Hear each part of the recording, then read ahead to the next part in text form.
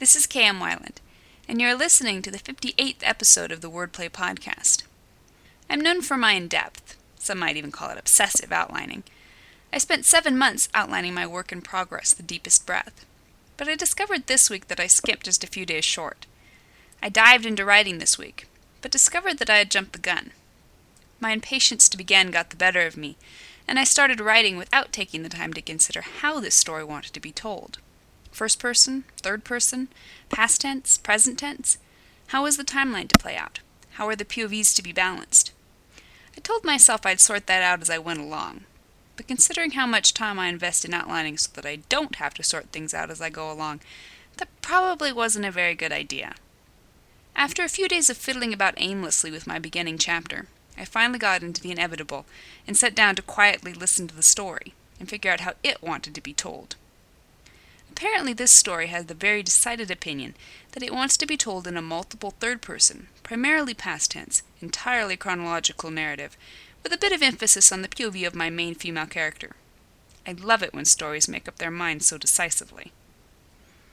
How many POVs are too many?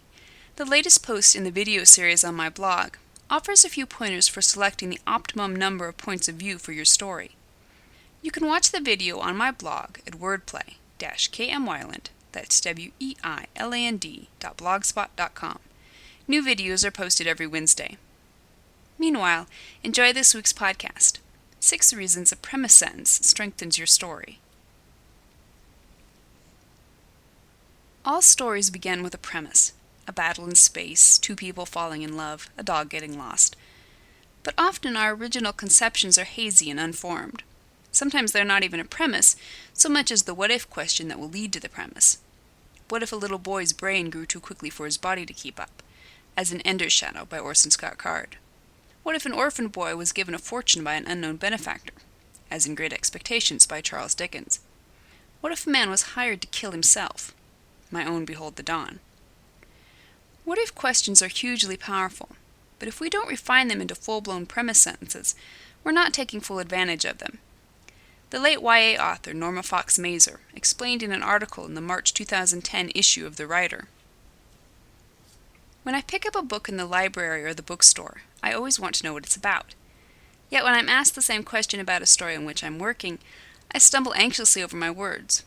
I don't want to answer. I dislike taking the fascination of creating a world and characters and reducing it to a few phrases. All the same, answering this question is what I force myself to do for every book I write. Ideally, I know what the book is about, and can state it in a single sentence before I start writing. Crafting a good premise sentence is valuable for a number of reasons. 1. It identifies viable ideas. Condensing and solidifying an idea into a premise sentence gives you an immediate assessment of whether this idea will stand up for the length of an entire story. Let's take the what-if question that inspired my upcoming fantasy Dreamers. What if what we dreamed about was actually happening? It's a good idea, but we don't know it can carry the weight of a plot until we nail down the details in a premise sentence. Renegade journalist Chris Redston discovers his dreams are really memories of a world he lives in while he sleeps, in which he, well, reluctantly, have to fight to save from destruction. 2. It solidifies characters, conflict, and plot. A premise sentence forces you to identify a main character, as explicitly as possible. You'll note my premise sentence indicates his name, his occupation, and a personality trait, a central conflict, and, as a result, a general plot. Your what-if question gives you an idea. Your premise sentence gives you a story. 3. It distills the book's essence. In the madcap frenzy of creation, particularly in the early days of inspiration, it's easy to be overwhelmed with all the colorful possibilities. A story has so many potential directions that it can be difficult to just select the best one. Sometimes you'll be chapters into the story before realizing you should have taken another path. A premise sentence is like a mini outline, one that's useful to even those who dislike outlining. Writing down your idea, and it is important to actually write it down, gives you a lodestone by which to direct the frigate of your story. 4. It guides you to the next question. Once the premise sentence has given you the central crux of your story, the next step usually becomes obvious. Once I knew my premise for Dreamers, I knew some of the questions that still needed to be answered.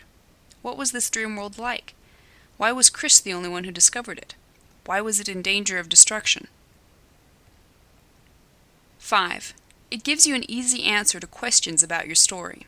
Well-meaning friends, family, and fans ask, "So what's your new story about?" And you hem and haw, flustered by the difficulties of explaining a 300-page novel in a few words.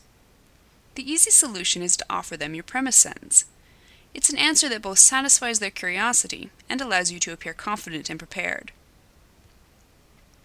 6. It prepares you for selling your work. Finally, creating a premise sentence early in your writing process prepares you for pitching your work to agents, who inevitably require a concise, gripping description of your story. If you start now, you can polish it to perfection by the time you're ready to start shopping your book. Thank you for listening to the Wordplay Podcast. To read a transcript of this episode, visit me on the web at wordplay-kmwyland, that's weiland.blogspot.com, and be sure to listen again next week.